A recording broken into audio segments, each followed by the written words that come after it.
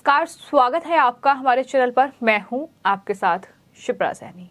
महाराष्ट्र में शिवसेना के चुनाव चिन्ह को लेकर घमासान काफी तेज हो चुका है। एकनाथ शिंदे गुट और उद्धव ठाकरे गुट आमने सामने हैं। दरअसल शिवसेना पर कब्जे को लेकर अब मुख्यमंत्री एकनाथ शिंदे ने चुनाव आयोग का रुख कर लिया है, जिस पर चुनाव आयोग ने उद्धव ठाकरे से इस पर जवाब मांगा है। लेकिन वहीं दूसरी ओर महाराष्ट्र के पूर्व मुख्यमंत्री और शिवसेना के प्रमुख उद्धव ठाकरे ने शिवसेना पार्टी पर अपने अधिकार का दावा करते हुए शुक्रवार को चुनाव आयोग में जवाब दाखिल किया है। उद्धव ठाकरे ने चुनाव आयोग को जो जवाब दिया है उसमें ये कहा गया है कि शिंदे ने अपनी मर्जी से पार्टी छोड़ी तो वो शिवसेना पर कैसे क्लेम कर सकते हैं। उनका दावा सरासर गलत है, ये उद्धव ठाकरे की ओर से जवाब में कहा गया है। लेकिन वहीं आपको बता दें, एकनाथ शिंदे चूंकि अब महाराष्ट्र के मुख्यमंत्री बन चुके हैं और उनकी तरफ से जो दावा किया गया है उसमें कहा गया है कि उद्धव ठाकरे के पास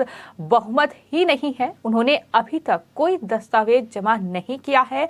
शिंदे गुट ने अपनी चिट्ठी में चुनाव आयोग से 3 नवंबर को जो महाराष्ट्र के अंधेरी पूर्व सीट पर उपचुनाव होना है उससे पहले चुनाव चिन्ह आवंटित करने का अनुरोध किया है। आपको ये बताते हैं कि शिवसेना के जो विधायक हैं रमेश लटके, उनके निधन के बाद ये सीट खाली हो गई थी और उस पर अब उपचुनाव होना है, जिसको लेकर अब शिंदे गुट ने चुनाव आयोग का रुख कर लिया है और अब शिवसेना पार्टी पर दावा ठोका है। जो धनुष बाण जो चुनाव चिन्ह है पार्टी का, उस पर दावा ठोका है और इसको लेकर ही अब महाराष्ट्र में इस तरीके से घमासान जो है वो देखने को मिल रहा है।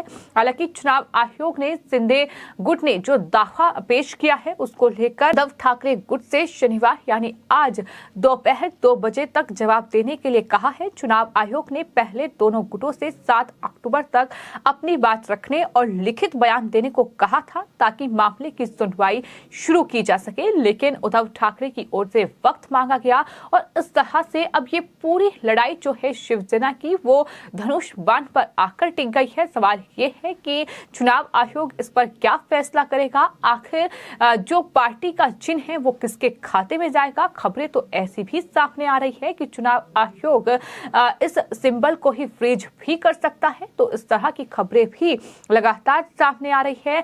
आपको ये बताते हैं कि काफी लंबे समय से शिवसेना में विवाद चल रहा है।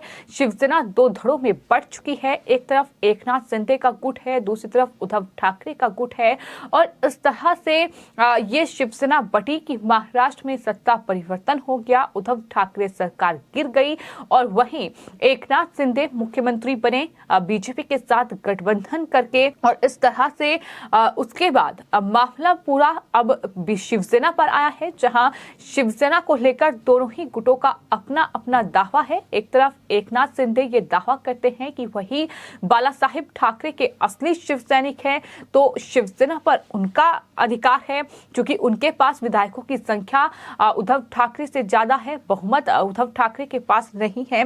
ये तमाम बयान जो हैं उनकी तरफ से सामने आ रहे हैं। तो वहीं जो उद्धव ठाकरे हैं वो ये कह रहे हैं कि उनके पिता बाला साहेब ठाकरे थे, वो शिवसेना के प्रमुख हैं, तो ऐसे में जो शिवसेना है उस पर उनका कब्जा ही रहेगा, उनका ही अधिकार रहेगा। लेकिन आयोग की सुनवाई बेहद महत्वपूर्ण है क्योंकि ये तय करेगी कि आखिर किस गुट को धनुष और तीर का चिन्ह मिलेगा। ये अपने आप में देखना महत्वपूर्ण होगा और यही वजह है कि इस तरीके की सियासी जंग जो है वो हम कहीं ना कहीं देख रहे हैं। वहीं दशहरा रैली के दौरान भी एकनाथ शिंदे ने खुद को असली शिवसेना बताने की काफी जद्दोजहद की थी। शिंदे धनुष बाण के साथ दिखे थे तो उद्धव परिवार के सदस्य भी उनके मंच पर आए थे और उसके बाद से शिंदे गुट का हौसला बढ़ा है और तभी वो उपचुनाव को लेकर शिवसेना के आधिकारिक निशान की मांग भी कर रहे हैं और उसके तुरंत बाद उन्होंने चुनाव आयोग का रुख भी कर लिया है, जिसमें उनकी तरफ से ये कहा गया है कि चूंकि जो विधायक रमेश लटके हैं उनका निधन हो चुका है और अब ये उपचुनाव होना है, तो इस उपचुनाव से पहले ही दरअसल उन्हें जो चुनाव चिन्ह है वो आवंटित कर दिया जाए। और इसको लेकर लगातार हम देख रहे हैं कि घमासान जारी है। अब देखना ये होगा कि क्या दोपहर 2 बजे तक का जो वक्त उद्धव ठाकरे को दिया गया है जवाब दाखिल करने के लिए, वो तब तक जवाब दाखिल करते हैं कि नहीं। चुनाव आयोग इस पूरे मामले पर क्या सुनवाई करेगा, ये देखना होगा। तो आपको ये बता दें कि महाराष्ट्र में कहीं ना कहीं अब शिवसेना के भीतर ही इस तरीके से जो सियासी जंग है वो देखने को मिल रही है। लगातार एकनाथ शिंदे का ये दावा है कि वही असली शिवसेना है और उन्होंने धनुष और तीर के प्रतीक के साथ पार्टी के संस्थापक बाल ठाकरे की विरासत का दावा भी किया था। और ये पूरा मामला फिलहाल चुनाव आयोग के पास लंबित है।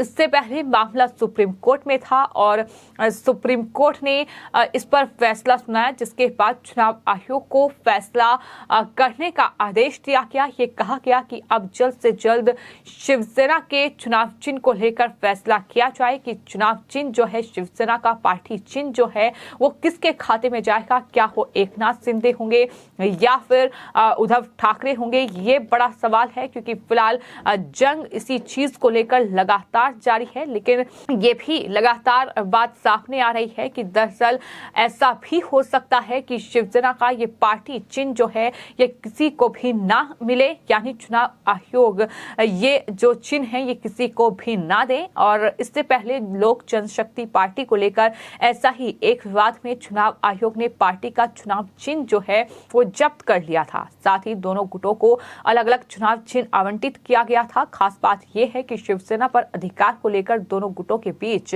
सिर्फ चुनाव आयोग तक ही ये लड़ाई सीमित नहीं है, बल्कि दोनों गुट इस पूरे मुद्दे को लेकर सुप्रीम कोर्ट तक का दरवाजा खटखटा चुके हैं। तो इसलिए अपने आप में ये बेहद महत्वपूर्ण है, क्योंकि हाल ही में हमने देखा कि दशहरा के मौके पर एक जो राजनीतिक जंग थी, जो रैली का आयोजन किया गया था उसमें देखने को मिली, जिसमें वार पलटवार का दौर खूब चला।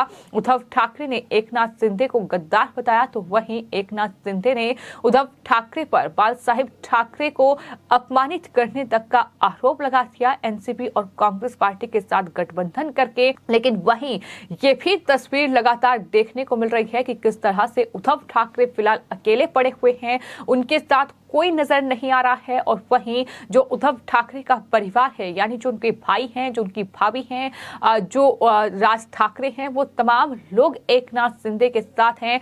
और यहां तक जयदेव ठाकरे कह चुके हैं कि ये सबसे बेहतरीन मुख्यमंत्री हैं एकनाथ शिंदे।